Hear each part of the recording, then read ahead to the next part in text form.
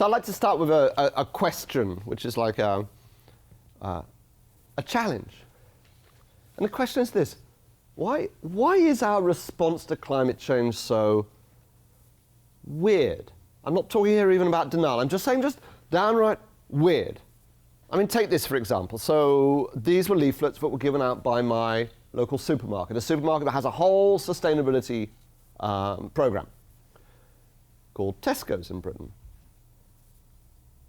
They wanted to encourage people to fit low-energy light bulbs. They wanted to incentivize them by giving them something that could really make them want to do it. Fine, let's encourage people. And this is weirdly what they came up with. That you could save energy in one area, and then you could blow it in another. I think that counts as weird. Here's another example. This is from the Guardian website. The Guardian, the second most visited website, news website in the world. And I noticed this kind of thing just lurking in the corner. No, I don't. In one corner, it said, support the Guardian's low-carbon plan for Britain. Right next to it, it said, give us your tips and win a business-class flight for two to Dubai. Again, these two things sitting right next to each other. And this happens all of the time. We're able somehow to separate climate change and a concern about climate change from what we need to do about it, to live a high-carbon lifestyle whilst at the same time being concerned about it. Piles of magazines like this. This is taken from a newsagent.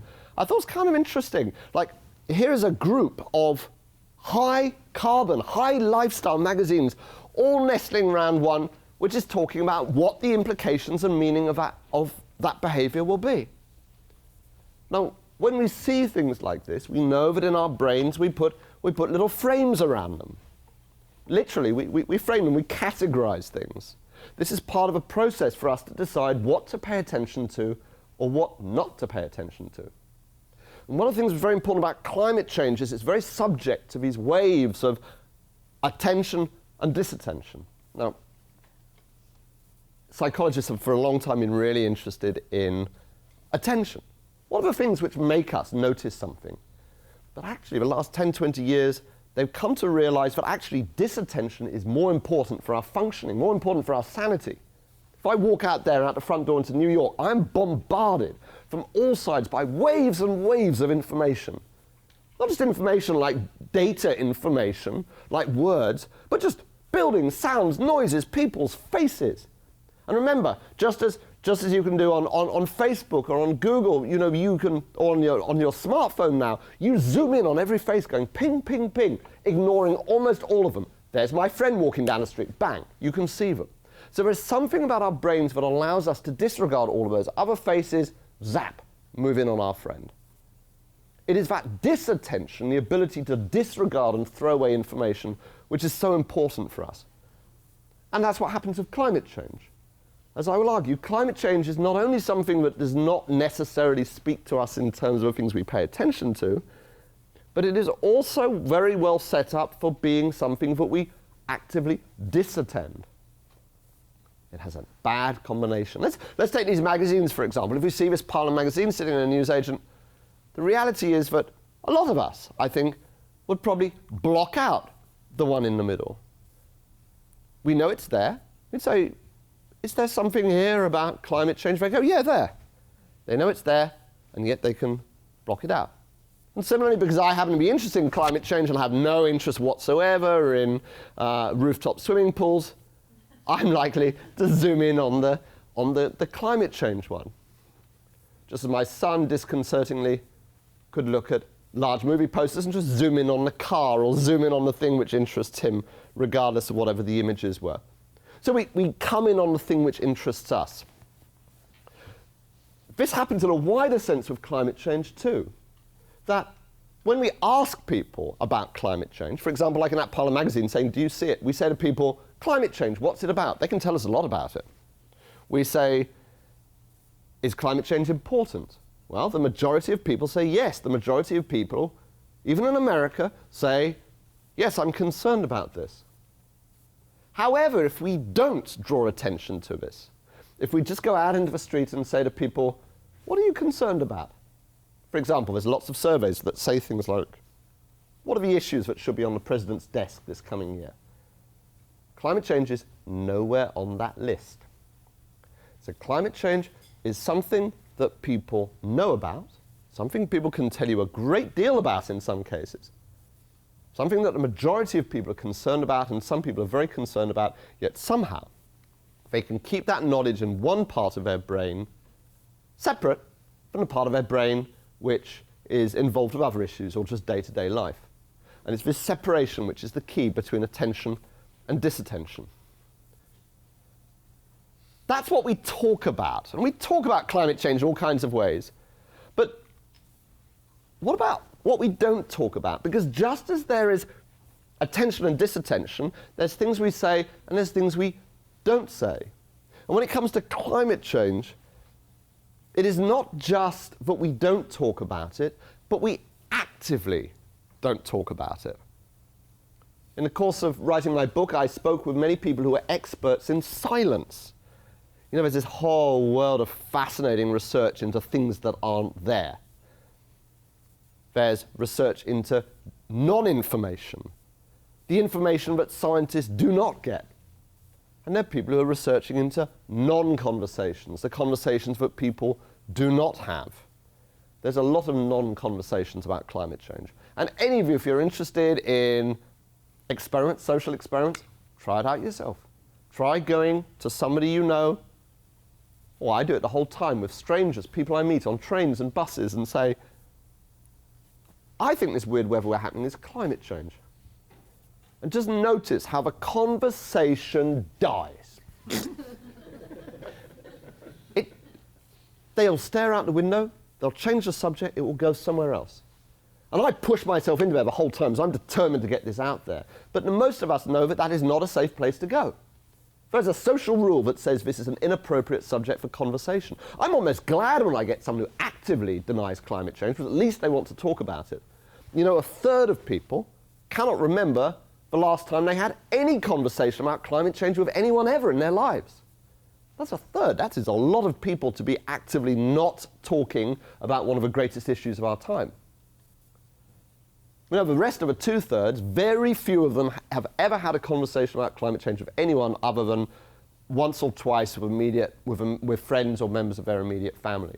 And don't be fooled that just because we've had huge demonstrations in New York and around the world of people demonstrating about climate change, but that shows that there is a widespread conversation. It is certainly the start of one, but we know that the people who go on the march are the ones in that small number who are very actively involved in it. The silence is sometimes deafening. What I think was curious to me about this was, first of all, that the experts in silence say that it is remarkably similar to what happens around human rights abuses. But just as in countries of human rights abuses, people know that it's a good idea not to talk about things. But I was also very surprised to find that it is strong, in fact, in some ways even stronger in places which have had extreme weather events. Maybe that's the equivalent of a human rights abuse. It's something you can see here, now. Maybe it's happened to you personally. I went and did a string of interviews in two places that have had very major climate change-related weather impacts. One of them was in the middle of Texas, a town called Bastrop. A third of a town burnt down in the most serious wildfires in Texan history, 10 times more expensive than any previous wildfire. This was compounded or created by an exceptional drought. Again, record-breaking in the terms of Bastrop County. Nobody in that town could recall for me a recent conversation that they had had about climate change in regards to the fire they'd had, which I have to say was weird. Weird because they were talking about the fires constantly. Weird because they had a long, long string of explanations, including one person who even tried to tell me that it was a terrorist attack that had started the fire. Not a single person talking about the fact that for 20 years, the leading scientists in America had been warning that climate change would bring increased drought and wildfires. When I spoke with the editor of a local newspaper, she said to me, sure, we'd cover climate change if it was relevant to the people of Bastrop County. I said, well, your state climatologist seems to think it's relevant. Every scientist I've spoken to seems to think so. And she said, We're just a small town. We don't deal with these kind of big global issues. Okay, that's Republican Texas. But even in Democrat New Jersey, when I went there 5 months after Hurricane Sandy, and we can argue the toss about whether Hurricane Sandy was climate change or not climate change, or how much was climate change. That's not the point. The point was that we know climate change is going to bring extreme storms, and there was an extreme storm. Would you not be thinking about it? And once again, people, when I asked them, said, yeah, climate change, that's serious. Yeah, maybe the storm was climate change. I'd say, tell me about the last conversation you had. No one could remember the last conversation they'd had. The conversations they were having were all positive ones about rebuilding and reconstructing. There was no room there for this negative, downer conversation about what potentially might be happening, least alone the possibility that they and people like themselves might have contributed to it. One of the people who I met there was the mayor of Seabright Town, a very dynamic leader called Dinah Long. Dinah, here with her sign "Do," she found in the rubble of Donovan's Bar, one of the beachside bars, the remains of a sign that used to hang over its door. Donovan's Bar, just the first two letters, "Do." And "Do" is her talisman, and "Do" is how she rallies the people saying, we will rebuild, we will make our town strong again. So I said, Dinah, you're clearly a very strong leader. How about you and other mayors from up and down the Jersey seashore, how about that you go to Washington? How about that you go to the Senate and you say, we demand action. We are the front line on climate change. She just laughed. She said, duh, duh, you're going to be crazy. I mean, of course climate change is happening. Maybe this was climate change. But I'm not going to go out there with a message like that when I'm trying to rebuild my community and make something strong again. It's divisive. Some people don't accept it. I want us to rebuild. And I have to agree with her. I say, that's good, strong leadership. But you know what? If the people who are severely affected by climate change aren't talking about it, the people who aren't affected at all aren't talking about it because they don't see the relevance. And the people in between aren't talking about it because somehow it's socially inconvenient or awkward or there's some kind of like negotiated silence around it. Well, what are we going to do? Because we're caught between a rock and a hard place. We're not moving on this issue. So, what is going on? Is there something in our brains which is operating in this which makes it possible for us to know something yet not to know it? To accept that something is a huge problem and then yet somehow to push it on one side? That, I think, is the key question. 20 years, 30 years we've been talking about this. We're still talking. We have more and more information, yet that information doesn't seem to move people. Maybe this is why. We know built into the architecture of a brain are different processing systems. We've known this well since the ancient Greeks. The ancient Greeks first talked about this, about the difference between mind and feeling. And in the last 20 years in particular, because of the benefits of brain scanning, we can actually see how decisions get made and thoughts get moved around the brain. We know that one side of this is very, very interested in numbers, data, symbols, logic. We could call this analytic reasoning.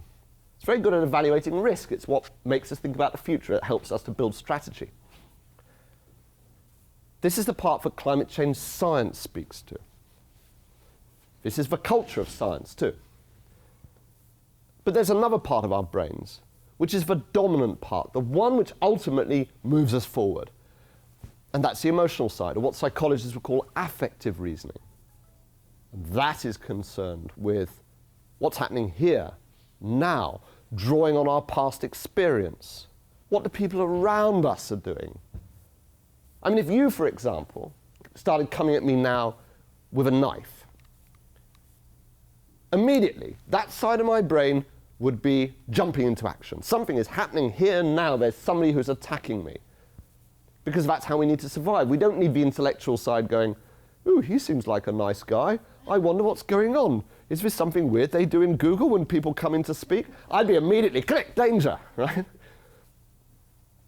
That's why we need that side of our brain to move. But of course, if we have just the intellectual side, if all of the information just sits over on that scientific and intellectual side and doesn't move that side, then we're stuck.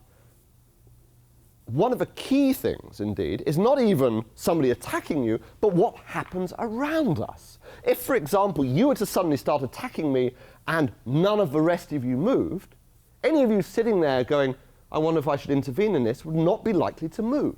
Because one of the tendencies, we look for the social signals, even when someone is under attack, even when there's a threat directly there, even if there's smoke coming under the door. We know from experiments, if people do not see others moving, they don't take action. Our power of conformity, to conform to our group, is so strong that we only move when others move.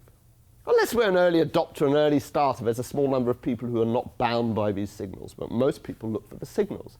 So for climate change, we're in a very difficult situation, which is if no one is moving and if no one is talking about it, the primary signal we take on that side of our brain which takes those, which responds to those, is not to move and not to do anything. Finally, on this dominant side, the emotional side, what really works more than anything is narrative, metaphor, images, stories. And stories are fundamental to the human brain. They're things that we shape our world and our life around. It's not just like a little bit of icing on the cake, it is the cake. It is how we make sense of the world. So in the course of writing the book, I spoke with some of the top cognitive psychologists in the world. And one of the people I had the honor to meet was Professor Daniel Kahneman. Kahneman won the Nobel Prize for his work on the way that biases, our brains are biased to prefer some things over others, even irrationally, even against our own interests when we're making decisions. Professor Kahneman has studied several things very relevant to climate change. One thing is he finds we're very loss averse. We do not like losses. We avoid them in every way possible. We especially are very unwilling to lose something now, even if we are avoiding losing something in the future. He also, in his experiments, has found that we do not like uncertainty. We avoid uncertainty whenever it's there. So if something is uncertain, we try and avoid that. We try and postpone it until it achieves certainty. And we're also very bad at dealing with things in the future. We have what he calls hyperbolic temporal discounting. That's a fancy word for what it literally means is the further things are away, the less interested we are. Next hour is far more important than tomorrow. Tomorrow is more important than next week. Next week is more important than next month. And quite frankly, once you get down the far end, whether something is 30 years or 40 years away really doesn't make much odds to us because it's so far over the horizon. Professor Kahneman said to me, he said, I'm very sorry. He was a nice man. He was very apologetic about it. I said, nothing personal. But he said, I'm deeply, deeply pessimistic about this. Climate change is for me the worst kind of problem because it contains everything we're bad at. I'm not so sure. I think he's right. We are bad at those problems. But I think there's something more to it than that. I mean, for example, is climate change really in the future? No.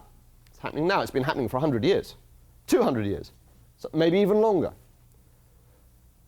The fact that we decide to put it in the future is an active choice on our part. In other words, we tell stories that put it in the future. The vast majority of people in Britain, 85% of people in Britain think that climate change will be a major danger for future generations. That is more people than even believe in climate change. There are some people out there in questionnaires who do not believe in climate change but think that it's going to be a huge threat for future generations. That tells me something about the way that they're constructing the storyline. Expensive, uncertain, requires sacrifice. Around the world, we have politicians who will demand any level of expense and sacrifice to defend their countries, for example, against a terrorist threat of extreme uncertainty. And what gets interesting is here in America, say, often the people who are demanding that we spend money on defending ourselves against terrorism are the very same ones who say we cannot spend money on climate change because it's too uncertain and it requires sacrifice. Clearly what's happening here is people just arranging the arguments around the decision they've already reached, which is why I don't think it's about the information flow either. Like there's some people who say, oh, the thing with climate change is that the conservative interests or the oil companies have corrupted the information. And it's true, there's a major disinformation campaign out there that is distorting the science of climate change. Is that the problem? No. Again, I don't think it's the problem. I think it's a problem, but I don't think it's the problem, because it's clear that what happens is that it is not even that information side of the brain which motivates us in the first place. So therefore, what people are doing is they have reached the emotional decision to oppose climate change, and then they're drawing on and finding the scientific arguments or false scientific arguments to justify the decision that they have already made. And almost the proof of that is that when you look at it and you ask people who actively deny climate change about science, you find that they are, if anything, slightly better science educated than the people who accept climate change. This is not from a lack of scientific understanding on their parts. It's almost because they're too clever. They're using their cleverness to find the reasons for not accepting something. So what is going on? Well, what I would say is that the issue for climate change is that it's about social facts, not scientific facts. And these social facts, these cues we take from the people around us, the stories we see and that we hear, are constructed around our values, our worldview, the way we see the world, and that these become the potent and powerful thing for us. Now, we don't want to accept climate change. Why would we? It's challenging, it's threatening, it requires sacrifice, all of those things we know. But unlike terrorism or attack, or you coming at me with a knife, or things which really speak to us in these ways, it doesn't have the necessary things demanding our attention. At the same time, there's a lot of things demanding our disattention. In particular, the social message we receive from people around us that this is not a great thing to talk about. Or, say, in those hurricane-affected communities, of people saying, you know what, that's a bit of a downer, we're not going to go there. So it's got all of the marks of disattention and very few of the marks of attention. And because we shape it as a story around our own values, it's that those stories then become the issue for us, not the science. That means that if we like the story, we might be inclined to accept it. If we don't like the story, we will reject it. If it is my story and the story of people in my group, I'll go, yeah, I'll go with that, whether it is accepting it or denying it. Similarly, if an opposing group, imagine, for example, you're a conservative, and what you see is that all of the liberals are passionate about climate change, you react to their story. You go, this doesn't speak to my values, I don't like these people, I don't like what they stand for, and you're liable to pick up your position in opposition to them. It's not about the science, it's about the reaction and response to the stories. Indeed, for many conservatives, they look around, what are the main social cues they get? The people around them don't believe in climate change. Should they believe in it or not? Let's face it, the major message they're getting is not to pay attention to it. You know, I was thinking about all of this a while ago, and I got a new toy for me and my son, and we were playing around with it. I was thinking in particular about how our brains form stories, about how we need information to make sense of things. And the toy seemed kind of fun, but it contains within it a story. And we like stories. It's one of these. And it says a lot about the way that our brains function. One thing it says is that our brains yearn for completeness. So when something has a hole in it, we fill in the hole with the information which makes sense of it, right? So the whole point of this optical illusion is that our brains, I'm literally the bit between the 2 points, fill in the gap. And they say, oh, there's a line there and a line there, there therefore must be something in between. I realize this probably works better if you have more hair, but we put it like that. So that's one aspect of it. Climate change then is an incomplete narrative. It does not give us all of the information we require, and so we're very, very tempted to fill it in with the bits of our own choosing, our own bias to make sense of it. But what makes this especially interesting as an illusion is the fact that it is an arrow. And, like it or not, we're all compelled by it to look at it because it speaks of an act of violence. That speaks to this innate sense of threat, our responses to threat. And the question is, of course, who fired it? Because even though it's a joke, we cannot look at this without thinking that somewhere out there has been an enemy with the intention to cause me harm. That is truly the compelling part which is missing from climate change. If there's any part which is there in the middle, which our brains, a bit in between, needs to fill in, It's the sense of who did this and who is responsible. Climate change has no external enemy. There is no enemy. It's caused by all of us from the way that we live and the way that we behave and what we do. There's no intention. We're not intending harm. We're just putting food on our table, heating our homes, driving our kids to school. Maybe we're having a holiday, but we've worked hard for that holiday. We're entitled to it. So when people say climate change is really serious and look what's causing it, the way we live is causing it, not surprisingly, people push that away because it is a challenge, it contains blame, and of course, they have no intention to cause harm, but the point at which they accept that climate change is a problem is the point at which that intention becomes real. And at that point, they become responsible. So it's hardly surprising that people go, you know what, I don't need to know about this. Why would you? Why would you want to take something on board that makes you basically feel bad? So what would climate change look like if there was an enemy? Is that the issue? Well, I think yes. Because I think if it had an enemy, it'd be a very different kind of problem, and we would respond very differently. Imagine, for example, that North Korea was responsible for climate change. Not us, not our actions, not my driving, not my holiday, North Korea. There's North Korea, pumping gases into the atmosphere with the intention of destroying the world's climate. There they are, there's the proof. That's one of our drone satellites, took that photo last week. There they are, that's what they're doing. And we know that they're doing it deliberately to destroy the world's environment because a secret memo from Kim Jong-un has been smuggled out of North Korea, and he says, yes, ha ha ha ha, with his devilish laugh, ha ha ha. He says, with our poison gases, we will destroy wheat and grain production across the Midwest, which is incidentally one of the long-term worst scenario outputs for climate change. Ha ha ha, nefarious chuckles. If it was that kind of problem, if we knew that, and once it was established, it would be a very, very different issue, wouldn't it? There would be no debate, there would be no right-wing opposition, there would be nothing, because there would be a clear enemy with the intention to cause harm, we could zero in on it. But because of its diffused responsibility, because I said of its missing gap in the narrative, it becomes extremely open for us to interpret or reshape it in our own form. You know, sometimes people talk about climate change as the elephant in the room.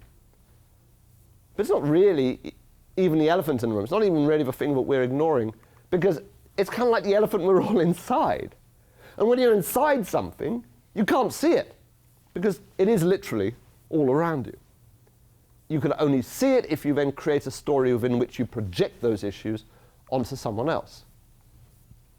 And that's what we do. We create storylines around climate change to try and make sense of it. But then those storylines, as I said, then become the issue.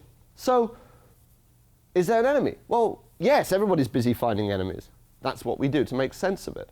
One of the things I did when I was writing the book was I had a day with the Tea Party in Texas.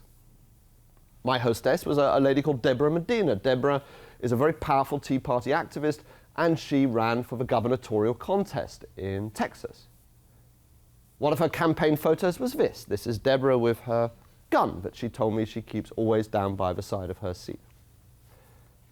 I said, well, have you got a gun, Deborah? Like, what are you going to do with this thing? She said, you never know when you might need it. Bearing in mind that there I was as a former Greenpeace activist standing in front of a Texan Tea Party, I understandably felt a little bit nervous about what exactly might define when and where one might need this thing. Because it became very clear as we started talking about this that the real problem of climate change was people like me. They're Texans, they're nice people, they were very open about this, and it wasn't personal in that sense, but clearly, from their point of view, this was a liberal scam created with the objective of removing their personal freedoms and opportunities. That's how they shaped it. There was an enemy in the missing narrative, the missing thing. Who shot the arrow? It was people like me.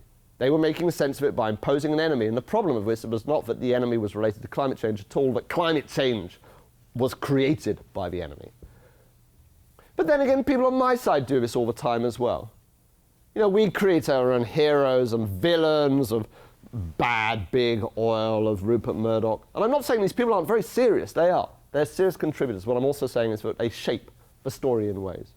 If you're a supporter of Rupert Murdoch, if you're a supporter of oil, if you support capitalism, you look at these stories and you react against them. None of this in the end is about climate change. It's about the shape that people give it. Similarly, if you oppose big government and if you oppose environmentalists, you look at the fact that they hold climate change and you say, I don't like it. So a big question is, can we find a new way of talking about it?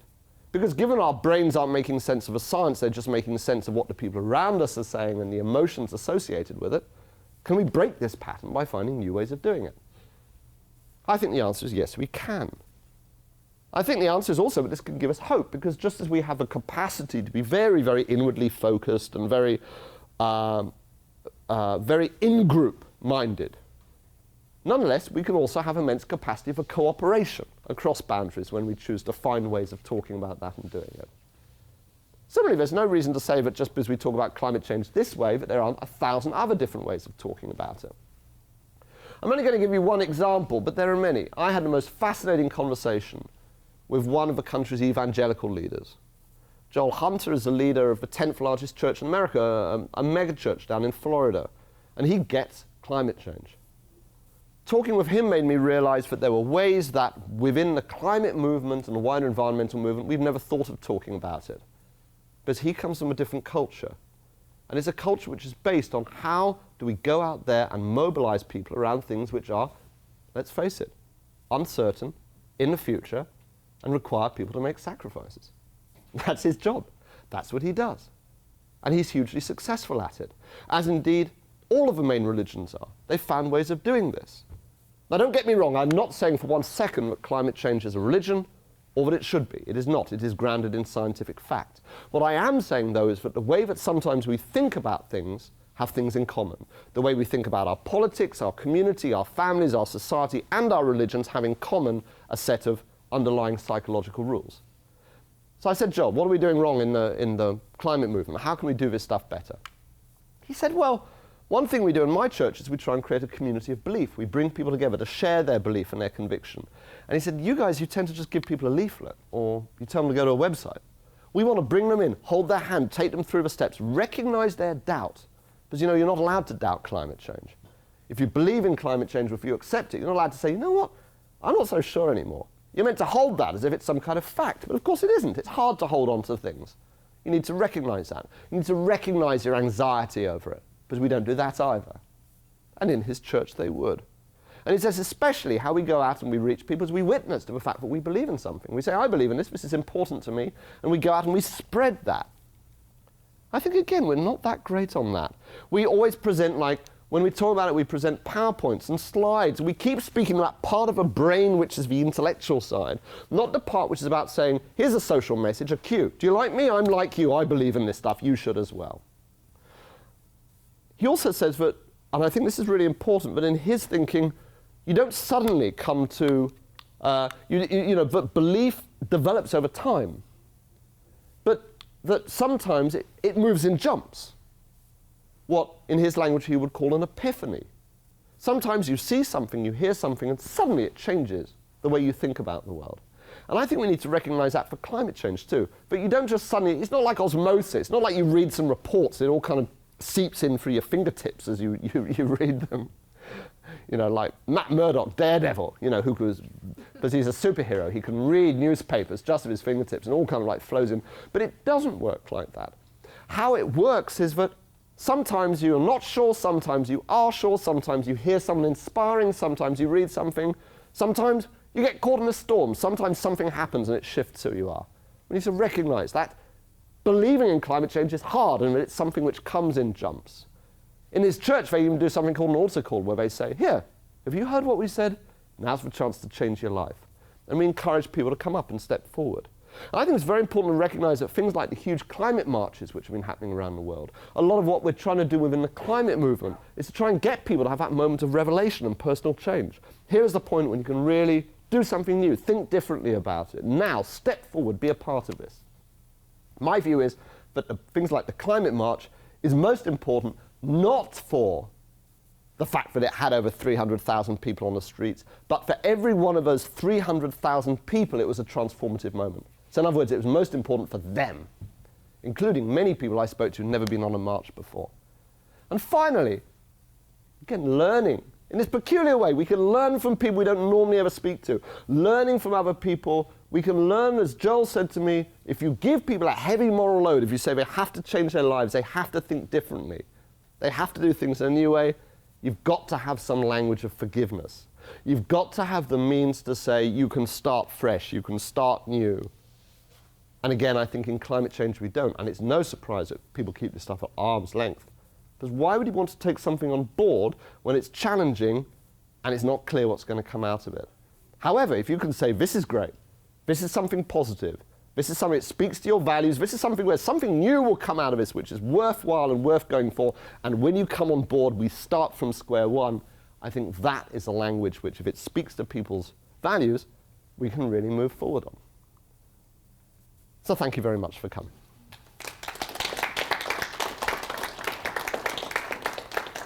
And indeed, we have some time for questions. Please. Getting back to the mayor, with the sign saying "do," it seems to me that if we were all doing that, the problem is really in what we're doing, not necessarily in whether or not we believe in climate change. If we were all doing the things necessary to avoid climate change, it wouldn't really be that important if people knew about climate change. Now, so the thing I think is probably most important to winning here is to motivate people to do the right things, do what that mayor wants. Yes. Now, it turns out different people are motivated in different ways. There may be people that believe in climate change, but virtually everything, but the things we do that cause climate change are part of also, and primary causes of a lot of other problem sets. For instance, I spent a lot of time, although it's a very painful experience, talking to people on the far right about environmental issues. Right. And I find that whenever I mention climate change, they totally whack out. They won't even talk about it. Right. But there are other things that the behaviors we do that cause climate change that really resonate with them. For instance, monopolies for the oil companies that prevent fuel freedom and choice at the fuel pump. Yes. Okay. The quasi-governmental organizations like utilities that restrict freedom by putting constraints on how individuals power their homes and things like that. The fact that we're being prevented from using cleaner, cheaper fuels as restrictions on our freedom, these things totally resonate with those guys.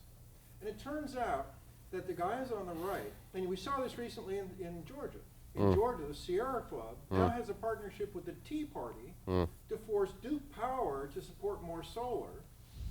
The Sierra Club, left-wing tree huggers, wants it because of climate change. Yep. The Tea Party wants it because they want freedom from the power of the quasi-governmental organization, which is the utility. Instead of trying to convince people of things which don't relate to their issues, why don't we respect their issues as well, get them to do the same things, even though they're for completely different goals? If we can get the climate deniers to do exactly what the climate acknowledgers want, do we care whether or not they're both working for the same goal as long as they're doing the same things? So I think that's a very, thank you, an intelligent, well-observed comment. And the question for anyone who did not hear that, if I can paraphrase it, is to say, do we have to talk about climate change? If we can find ways of mobilizing people in terms of their own values to do the things we need to do to take action on it. If climate change is this toxic issue, can we step around that because there are so many things that could be done to move in the right direction? And I think the answer to that is that that's very important. And yes, for what you have described, for people, especially for people of the right, and I too have spent a lot of time speaking with conservatives, there are many things where there are opportunities to change the structure of society, especially the kind of corporate dominance of society, to change people's lives. Conservatives often also are strongly ideologically opposed to waste, and waste seems like a very positive place to start. They're also very interested in new investment and new opportunities too. And there's ways for things like with renewables too, where you can create very powerful social norms of action.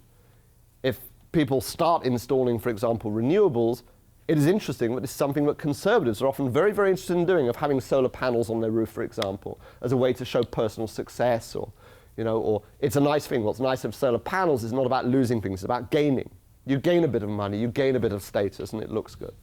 And I think the answer for that is absolutely yes. We can shape climate change around people's values. We certainly don't need to talk about this as an environmental issue. I mean, it's been a huge mistake. This is about resources, it's about power, it's about the future, it's about morality, it's about the way we want to shape the world. The environmental label only came to it because the first people to come to the party were environmentalists. We can reshape it in different ways. However, we have to recognize at some point that it cannot be simply dealt with by a composite of a number of things doing the right thing. We simply cannot deal with it with like a little 10% energy saving there and more efficient air conditioning there and change for light bulbs there. And we also know we cannot achieve the bottom lines we need in terms of change, but we also know that people have a disturbing and unnerving tendency to transfer their behavior from one place to another. So that people who fit low energy light bulbs have a very strange tendency to drive more or use more water. It's sometimes called moral license. It's the capacity for people to use one thing as a personal offset for another form of behavior. So we have to have something underlying where we say actually that there's a bigger goal here. And what worries me about not talking about climate change is we have to ultimately get some kind of overarching structure, even if it operates within the free market, even if it's just a cap on the amount of stuff that we can use. And if we do not get enough people engaged with the issue to accept it or believe in it, we will never have enough political consensus to put that in place. So I absolutely agree with you, but I think there has to be a level at which we're upfront and say, yes, this is important. But we can reach that from different paths. And I like the idea of people, conservatives, the absolute priority. We have to get something broader based on this. Coming at this from a very different angle, saying we want to make these changes and do these changes because it speaks to our values. And we don't give a damn about polar bears. Our concern is about our community, our locality, or our landscape, our property. So there are ways of reshaping this. Other questions, please? Yeah, please, sir. Do you think climate deniers are more common in the US than in Europe? And if so, why? Yes, the percentage of people in the US who deny is a difficult word. Can I just say, before we even go into it, there's denial at all levels.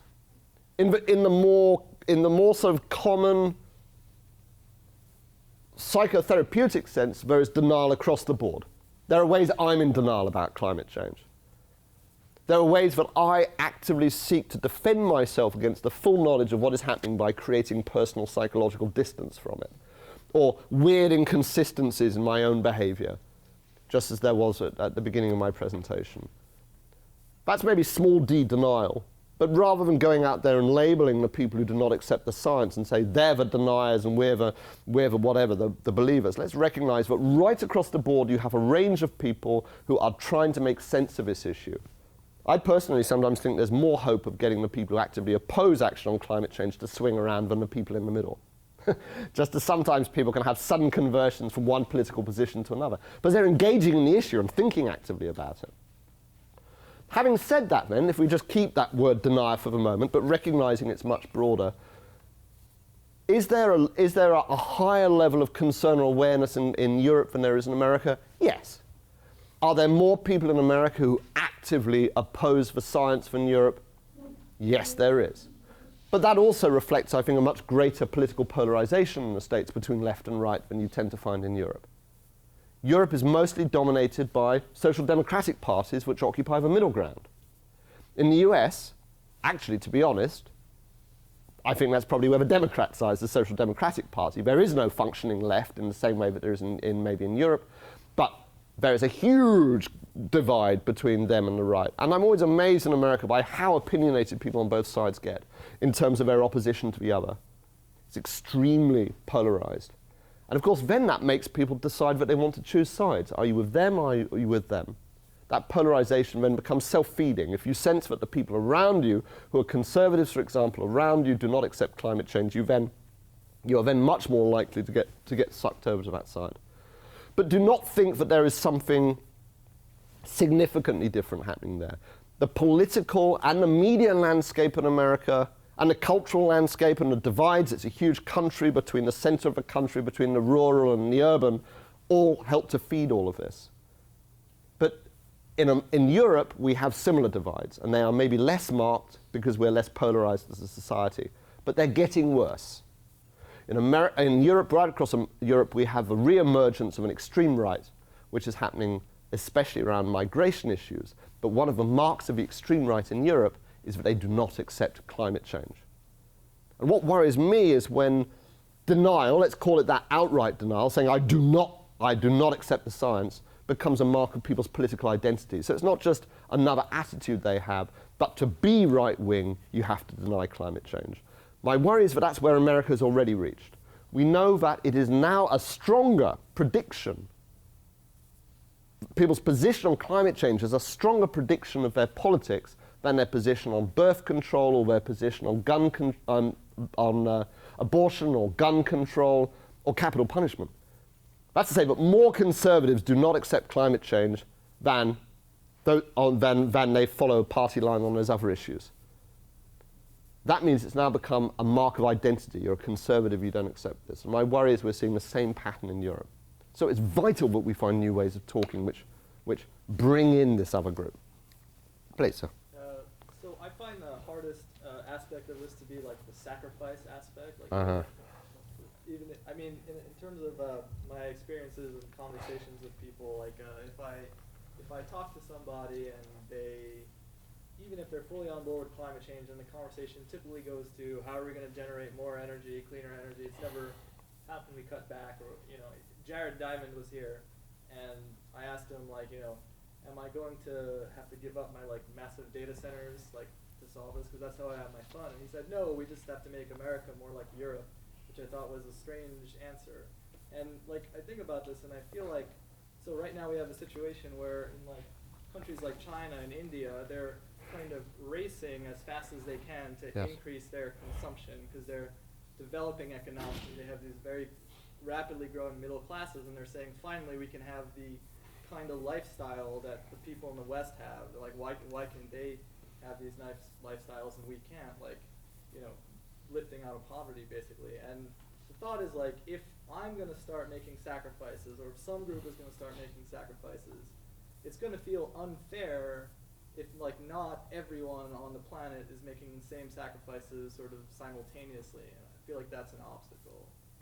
So the question there was one of sacrifices and how do we deal with that? And are sacrifices innate in the issue of climate change, and also how do we message that? How do we deal with it?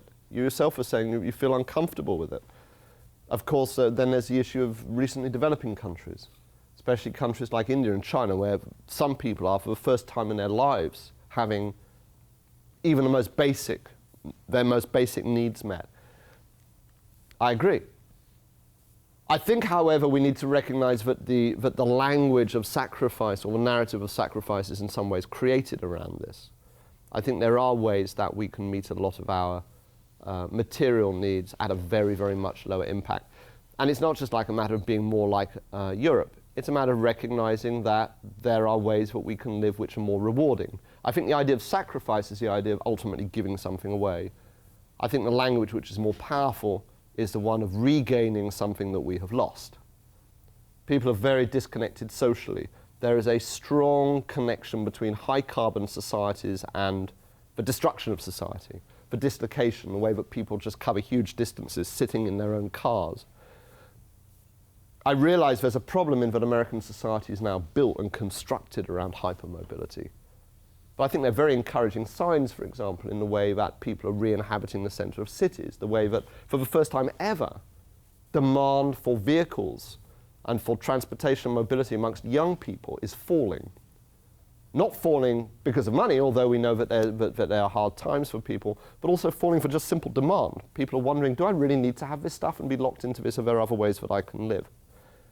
When we talk about where we need to get to, on many indices, especially in terms of transport, we would be most of the way towards a low-carbon society if we introduced new technologies and we lived at the level that we lived at the 70s.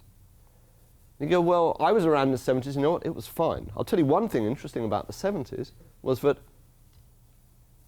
actually that was the time when right across the Western world personal happiness peaked. It was in the first 5 years of the 70s. That was the time when people had a combination of having their lifestyle met, their needs met, having holidays, having fun things, having toys, having decent houses, having jobs, which, let's face it, is important. There are other things which meet people's needs. But at the same time, having community, having society, having family, knowing the people on their street. And we've lost a lot of that. But I wouldn't say that this isn't a problem. And I also definitely wouldn't say that we should in any way be thinking about denying the other people in the world a chance to develop. And given that we're doing that, that means we're going to have to do more. Indeed, it's a conundrum. I think ultimately, the only way we're going to move forward on this, and again, going back to the previous question, is we're going to have to believe that it is vitally important for our survival that we let go of some stuff. And that's going to be painful. And we're going to have to grieve that. It's not as if it's going to be plain sailing. And we're going to have to grieve the loss of a fossil fuel age too, because we're going to have to walk away from it. And you know what? There's things in there which are really fun. There are things in there which have been really fun. It's been a great party. Let's recognize that. But also let's recognize that we can't do it.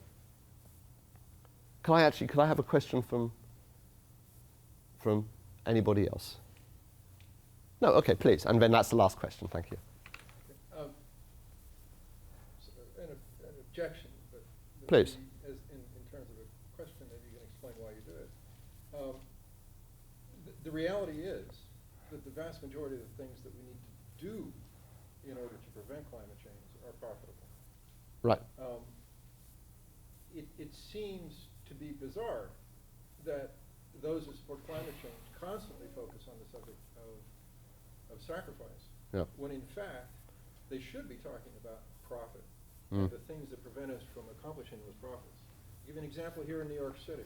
One of the largest and cheapest efforts to mitigate climate impact was our Clean Heat program, which I helped on, where we went and we banned the use of number 6 fuel oil in the city. By doing so, we've reduced by over 1 million tons per year the amount of CO2 that's being emitted, and enough PM 2.5 emissions so that according to the Department of Health, we've reduced the mortality rate in the city by 700 to 800 per year. Wow. Okay, and that's in a program that only been going on for a 4 to 5 year period. Okay? The way we accomplished it was by modeling out the alternative fuels, basically number 6 versus number 2, natural gas, et cetera, for the buildings in the city. We went to the mayor and we said, Mayor, if you force these buildings, and there are only 10,000 of them, if you force these buildings to stop using number 6, okay, they will all end up saving money. Yep. Okay? We went and we did the environmentally responsible thing, the thing that's good for climate change, and the way we justified it was by pointing out to people, educating them and showing them that they would not only have a cleaner environment, but they would save money if they did it. Okay. Now, that is the case almost across the board. Yep. Why in God's name do the climate change guys constantly talking about sacrifice when it's a heck of a lot more motivating to tell people there's a ton of money to be made out there, there's a ton of money to be saved, you can not only have a cleaner environment, but you can have a cheaper environment, more jobs, better economy, et cetera. Well, there are a lot of people saying different things, and there are people like yourself who are saying exactly that there's opportunities in jobs, there's opportunities in profit.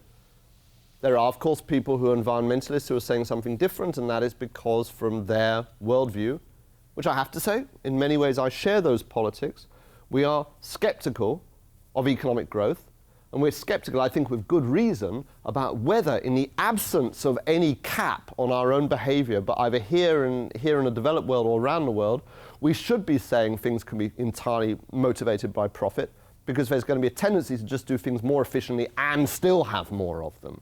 But I agree that the profit opportunities are very important. I think that there's rewards there at all levels. If I was speaking now to a room full of business people, I would probably be stressing that. That would be their values.